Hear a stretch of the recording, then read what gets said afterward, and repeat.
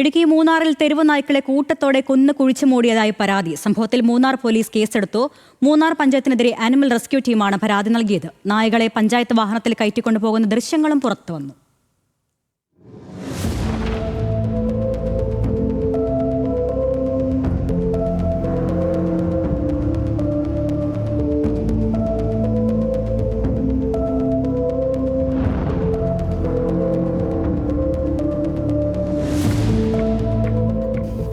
പഞ്ചായത്ത് അധികൃതർ പിടികൂടിയ 200-ലേറെ നായകളെ കൊന്നു കുഴിച്ചു മൂടിയെന്നാണ് അനിമൽ റെസ്ക്യൂ സംഘത്തിന്റെ പരാതി. അനിമൽ റെസ്ക്യൂ സംഘത്തിലെ അംഗം കീർത്തിദാസ് ആണ് മൂന്നാർ പോലീസിൽ പരാതിപ്പെട്ടത്. മൂന്നാറിലെ മാലിന്യ നിക്ഷേപം നടത്തുന്ന സ്ഥലത്താണ് 200ഓളം തെരുവു നായ്ക്കളെ രാസപദാർത്ഥം ഉപയോഗിച്ച് കുത്തിവെച്ച് കൊന്നു കുഴിച്ചു മൂടിയതായി പരാതി ഉയർന്നത്.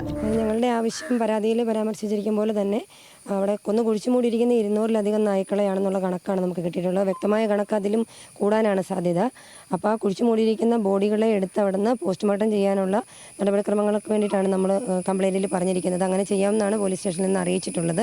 ബോഡി എടുക്കാനും പോസ്റ്റ്മോർട്ടം ചെയ്യാനുമുള്ള നടപടിക്രമങ്ങളുമായിട്ട് മുന്നോട്ട് പോകാനാണ് നമ്മുടെ തീരുമാനം. പരാതിയുടെ അടിസ്ഥാനത്തിൽ പഞ്ചായത്ത് അധികൃതർക്കെതിരെ മൂന്നാർ പോലീസ് കേസ് രജിസ്റ്റർ ചെയ്തു. മൃഗങ്ങൾക്കെതിരായ ക്രൂരത തടയുന്ന വിവിധ വകുപ്പുകൾ ചുമത്തി പഞ്ചായത്ത് വാഹനത്തിന്റെ ഡ്രൈവർക്കെതിരെയാണ് കേസ്.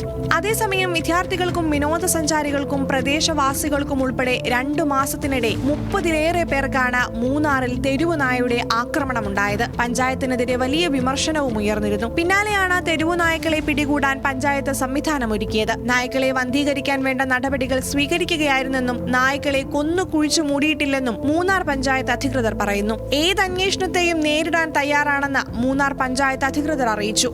ന്യൂസ് മലയാളം, ഇടുക്കി.